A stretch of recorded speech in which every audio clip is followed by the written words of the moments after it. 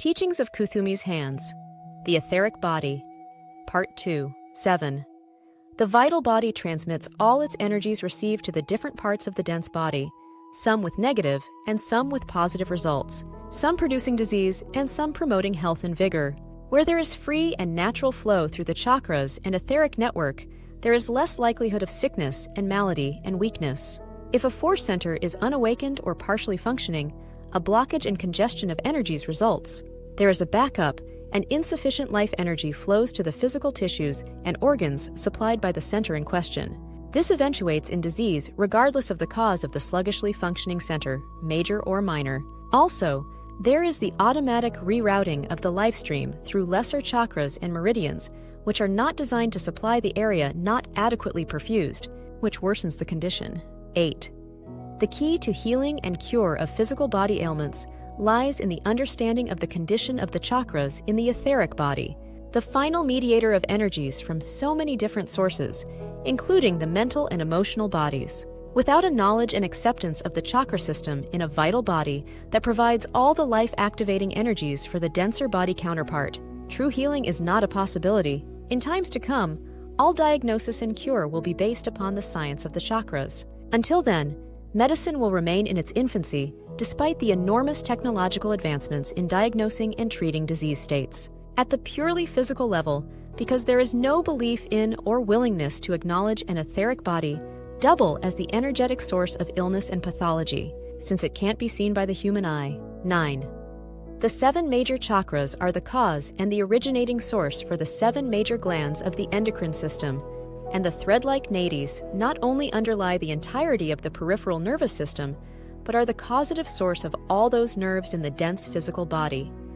The chakra and meridian system of the etheric body is interlinked and interlocked with the heart, bloodstream, endocrine system, and nervous system of the denser physical form.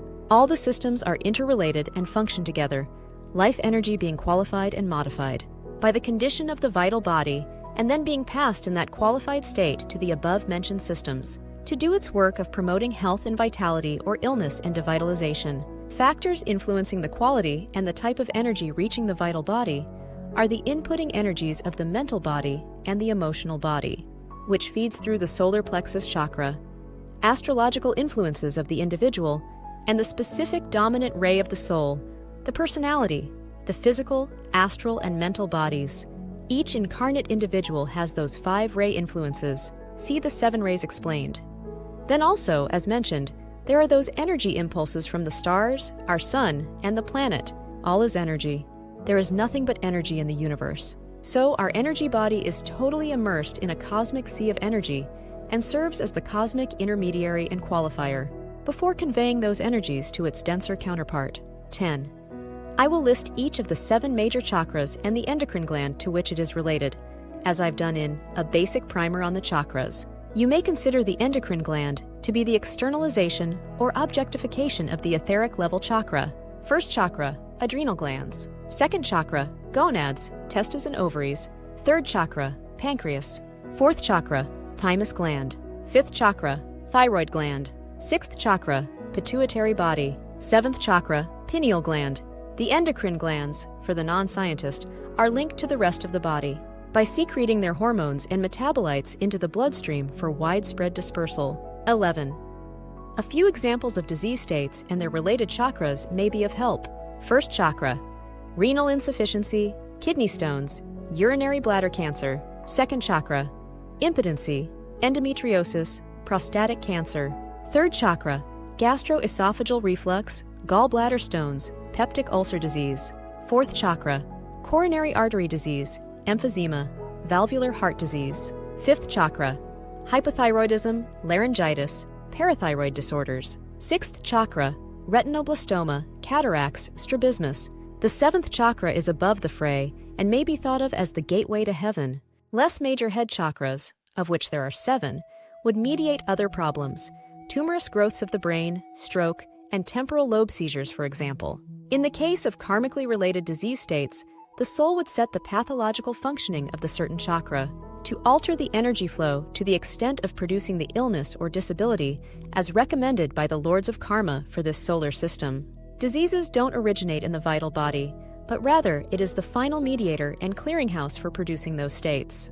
Besides the importance of the functioning of the chakras, the effectiveness of the pranic transmission through the meridians is a contributing factor, as is the receptivity of the physical agents of energy distribution: brain, nerves, endocrine glands, and cardiovascular system.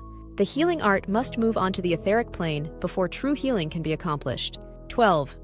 The 5 conditions that the force centers can be in are: A. Closed, shut down, impervious to energy flow; B. Beginning to open and pulsate with life; C. Quickened and opened in 2 directions for inflow and outflow regionally; D. Radiant with light, which reaches all the related centers; blended, balanced, integrated, and flowing freely to and from all other centers, admitting the vital force from all the planes. Remember that overstimulation as much as understimulation of the centers is causative of illness, and that the qualified energies of the mental body, thoughts, and astral body, emotions, feed directly into the vital body by way of the chakras.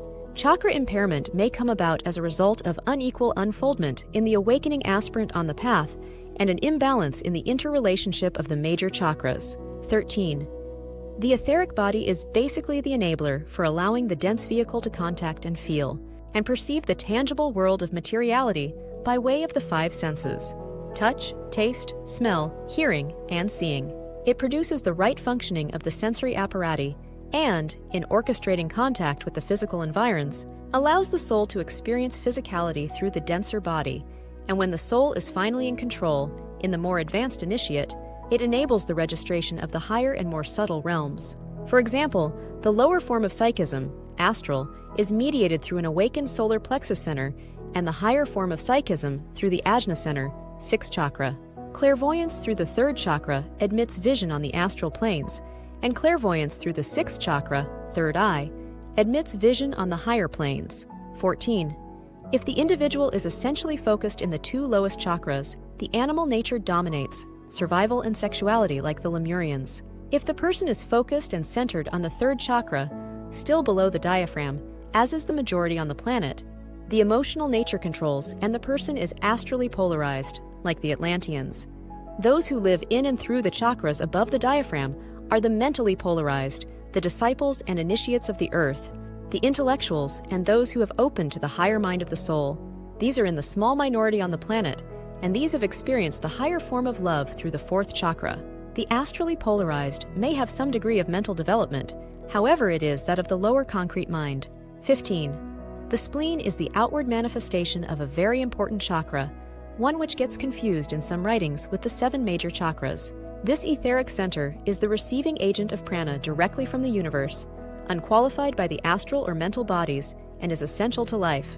It might be called the pranic center because the universal life essence constantly is passed through it, and from there goes directly to the heart center, the recipient of the life force through the silver cord from the soul. The life stream from the soul energizes and coheres the dense physical form, while the universal prana vitalizes all the atoms, molecules, and cells of the body. Are you in need of the healing energies of the Ascended Master Kuthumi? Visit kuthumi-hands.com.